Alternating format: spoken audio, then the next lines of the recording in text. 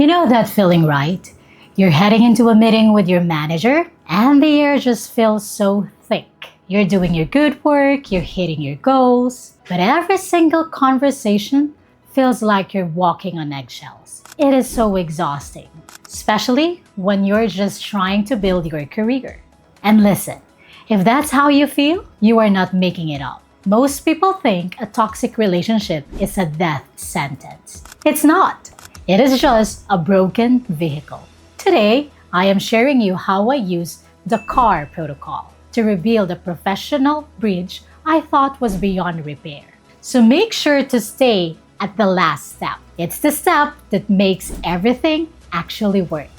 So the first tool in our kit starts with letter C, and that stands for context, which really just means we have to check the history. You cannot fix a problem if you're only looking at today's symptoms. It doesn't work. When the trust starts to break down between you and your boss, the whole game shifts. All of a sudden, it's not really about the quality of your work. It's all about the perception of your relationship. And it can feel like it's completely out of your hands. But what if it isn't? Well, more often than not, what you're actually dealing with isn't some evil toxic boss. It's just a dead trust battery. And you know the best part about battery? It can be recharged and changed. To fix this, we have to start thinking about it in a totally new way. And that brings us to our first big idea. Your professional relationship is a vehicle. That's it. It's not a person you have to love or be best friends with. It's a system that's supposed to get both of you from point A to point B. And that is exactly what the C.A.R protocol is. It's a simple but really powerful 3-step framework for diagnosing what's wrong, checking the system, and getting the vehicle back on the road running smoother than ever. To check the context, we got to pop the hood and look backward to figure out why the engines is smoking in the first place. Now here's what's so interesting. Trust almost never breaks in one big dramatic moment. Instead, it dies a death by 1,000 cuts. It suffers from something called relational atrophy. Think about it. A missed deadline from 6 months ago, a weird comment in a meeting, a misread email, and worse, it is obvious that you do not care at all. All of these tiny little moments live behind this kind of relational residue that if you don't clean it up, it just slowly corrodes the whole relationship. On top of that, our own brains are kind of working against us. It is because this psychological quirk is called the fundamental attribution error. It means we automatically assume our boss is being a jerk because, well, that's just their personality. We forget to think about their situation, like the insane pressure they're getting from their boss. And when we misdiagnose the problem like that, it's pretty much impossible to find the right fix. And this is why you must use a second brain. That external brain is the Executive Fluency Journal. This is not a notebook or a typical journal. It is your operational decision engine. Without the decision engine, you use the amateur approach, which just ignores all the history and walks in cold asking for something. From your boss's perspective, that feels completely tone deaf. But the fluent approach, it starts by acknowledging the context with the engine. Why do we need the engine? It's because your brain is wired to play the victim here, which is why your memory is a liar. To bypass the forgetting curve, you must externalize this audit using your external brain. So open your Executive Fluency Journal to the context. List the last 3 withdrawals from the trust battery. For example, late third quarter report, interrupted them in the boardroom. The result of this intervention, you stop being gaslit by your emotion and start seeing the data points. This is based on social exchange theory. Every interaction is a transaction of social capital. If you had too many withdrawals, like mistakes or friction, without enough deposits like wins and alignment, the relationship goes bankrupt. Think of your relationship as a trust battery. When the battery is at 0, even a good morning sounds like an insult to your boss. You aren't fighting about the work, you're fighting about the dead battery. Okay, so once you've got the history, you can move on to step 2, A for audit. This is where you actually check the trust battery. After you look back, you have to assess where things are right now in real time. You got to know how much juice is actually left in that battery before you try to use it. And this idea of trust battery is so crucial. Think of it like social capital. Every single positive, helpful interaction is a deposit. It charges the battery up, and every mistake, every point of friction, every misunderstanding, that's a withdrawal. It drains it. And here's the bottom line. You simply cannot ask for a big withdrawal, like promotion or favor, or even just the benefit of the doubt, when that battery is blinking on empty. So let's do a quick audit right now. Just take a second and think. What zone is your relationship in? Are you in the green zone, where things feel easy, fluid, and safe? Or the yellow zone, where everything's kind of transactional? Or worse, are you in the red zone, where it's tense and honestly, you'd rather just not talk at all? An audit is about reading the internal state of the other person.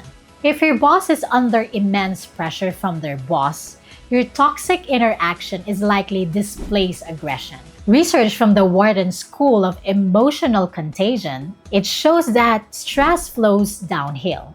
If you react to their stress with your own defensiveness, you create a feedback loop of friction. And this is the mirror effect. If you walk in with defensive armor on, your boss's brain automatically puts their armor on too. So you're both dressed for a war that hasn't started yet. In the heat of a moment, your amygdala will scream, defend. For example, I noticed the tension in our last update. I am curious, is there a specific metric or a priority I should be pivoting toward to better support our fourth quarter goals? The result? You use the cognitive offloading to stay calm while you offer a social deposit. So if your team is struggling with this, if your leader is seeing silent employees or constant friction, this is a systemic issue. I work with organizations to install these protocols directly into your workflow. So apply for corporate training at the link below. And if you're ready to stop winging these talks, join the waitlist for the Executive Fluency Journal. Now, being real with yourself is the first step to fixing it. And get this, science actually gives us a number to aim for. Research from Dr. John Gottman applied to the workplace discovered what he calls the magic ratio. Basically, the most effective high-trust teams have a ratio of 5 positive interactions for every 1 negative interaction. And this is the piggy bank rule. You have to put pennies of reliability in every day before you can ask to break $1 for a promotion. So, if your audit shows you're closer to 1:1, well, that relationship is scientifically a crash course. So this brings us to our final and honestly, the most important step, R for recharge. Once you know the history and you've audited the battery level, it is time to take action. And this is how you proactively and systematically start making deposits to get yourself out of the red zone and back into the green. Now, the secret weapon here is something called a non-transactional deposit. This is when you give value support or help with absolutely no expectation of getting anything back. It's the ultimate antidote to that feeling that you only show up at their door when you want something. Now, let's put it into action. Don't be amateurs because they forget to recharge until it's too late. Instead, be professional because they track their deposits like this. So here are 3 super practical ways you can start recharging the battery this week. Number 1, shielding. That's catching a small mistake in a presentation before it gets to your boss. Second, advocacy. When someone praises your project, you say, "Thanks, my manager had a really great vision for it." And last, the autonomy. You see a potential problem coming and you just handle it before they even have to ask. So these are small acts, but they make huge deposit. The action, Use the Fluency Journal to log 3 micro wins this week that don't benefit you directly. For example, send a boss a competitive internal clip, fix a bug that wasn't assigned to you, or you took care of X so you wouldn't have to worry about it for Monday. So when you pull all of this together, the C, the A, and the R, this protocol isn't just a repair tool for a broken relationship. It becomes a proactive strategy for taking the wheel of your own career. So you stop being an anxious passenger worried about every little bump in the road, and you become the driver. So here it is, your final maintenance checklist. It really is this simple. C. Acknowledge the history and context. A. Check the trust battery current level. And R. Make small, consistent, non-transactional deposits to recharge it. But even the most perfectly serviced car will crash if the driver loses control. So you can have the best relationship, but if you snap during a heated moment, your reputation can vanish in seconds. In the next episode, I'm going to show you the biological reason why anger drops your IQ by 30 points. And when that internal alarm goes off, your logic center literally shuts down. Now you cannot miss the 6-second traffic light. Click here to watch how to stop your brain from hijacking your career. See you in the next video!